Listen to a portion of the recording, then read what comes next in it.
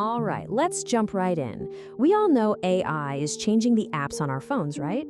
But what if I told you it's also about to mess with your power bill and even the price of your next smartphone? Yeah, today we're pulling back the curtain on the AI boom and looking at the real hidden costs. So what is the hidden cost of this whole AI explosion? It's not just some academic question.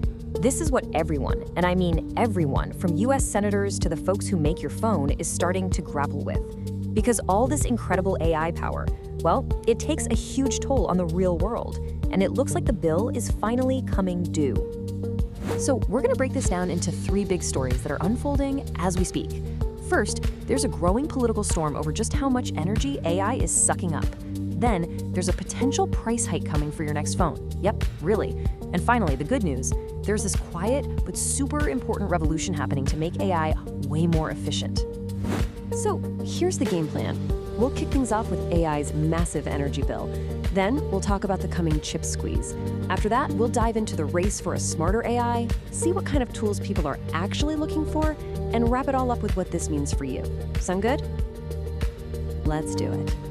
Okay, first things first, AI's hidden energy bill. You know those giant humming data centers that power all the cool AI tools we use?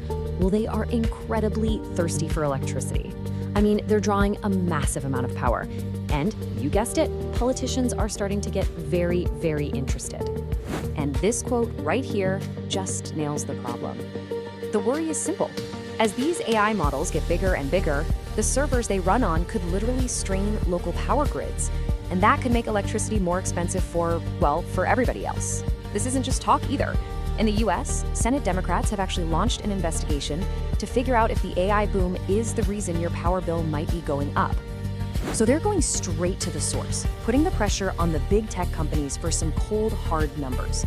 They're asking the tough questions. Exactly how much power are you using? What's this doing to the local grid? And hey, what are your plans to build even more of these things?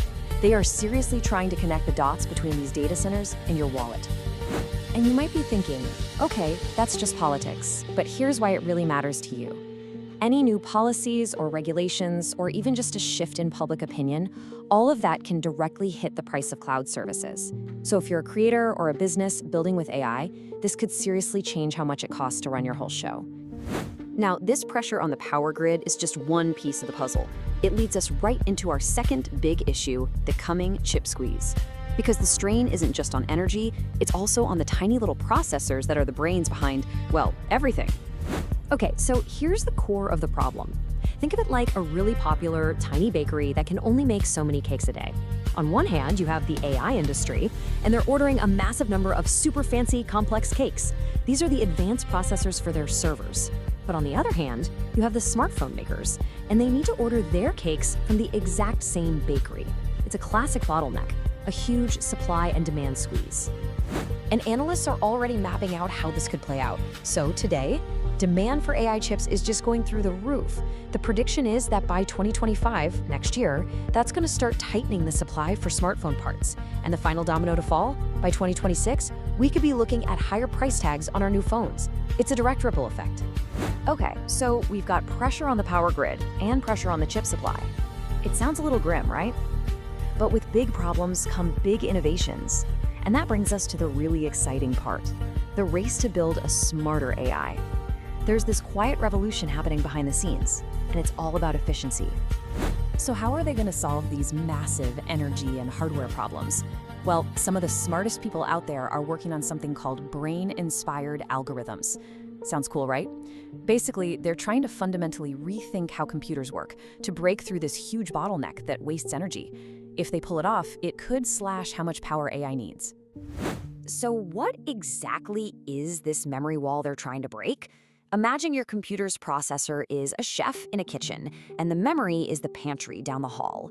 Every single time the chef needs an ingredient, they have to stop what they're doing, run down the hall to the pantry, grab one thing, and run back. This constant back and forth, this fetching of data, creates a massive traffic jam, and it wastes a ton of energy. Now imagine that happening billions of times a second.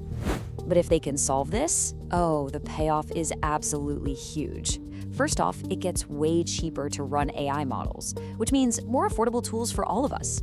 the tools would also get faster and more powerful. And here's the real game changer. We could start running really smart, powerful AI models right on our phones or laptops without needing to connect to a giant power-hungry data center in the cloud. So, while all this super technical stuff is happening in the background, the politics, the chip shortages, the efficiency race, what are we, the users, actually doing? Well, the data shows a really interesting story. We're moving past just tinkering with general chatbots. People are now actively searching for specific tools that solve real problems.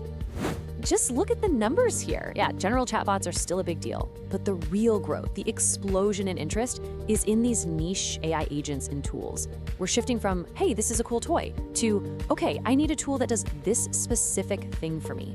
It's a move from curiosity to real-world application. And you can see this trend everywhere.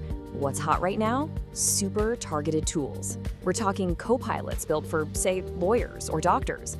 We're talking amazing creative tools for designers and artists, AI assistants that handle customer support, or tools that just automate all those boring operational tasks we hate doing. The market isn't just growing, it's specializing, and it's doing it fast. All right, let's pull all these threads together. So we've got political heat over energy consumption. We've got a hardware squeeze coming down the pike. We've got this amazing race to make AI more efficient. And on top of all that, users are getting way more specific about what they want.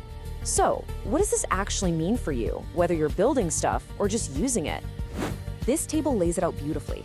For every big pressure, there's a real opportunity. So that energy investigation, it probably means higher cloud costs down the line. But the opportunity? To focus on building super efficient AI solutions. That chip squeeze, it could make new phones and computers more expensive. The flip side, there's a huge opening for tools that work great on the hardware we already have. And that crazy demand for niche tools? Well, that's the clearest signal of all. If you can build or explain a targeted AI solution that solves a specific problem, people are waiting for it. So when you boil it all down, it's really a two-sided race. On one side, we're racing to make AI way more efficient before its hidden costs spiral out of control. And on the other side, we're racing to build the powerful, specialized tools that users are clearly demanding. These two things, efficiency and specialization, are pretty much shaping the entire future of AI right now. Which leaves us with this one giant question. We know AI is getting more powerful by the minute. It's incredible. But will it get more efficient before it gets too expensive? Will the innovation and efficiency win this race against the rising costs of power and hardware? Honestly, that's the billion-dollar question, and we're all gonna have a front row seat to see how it plays out.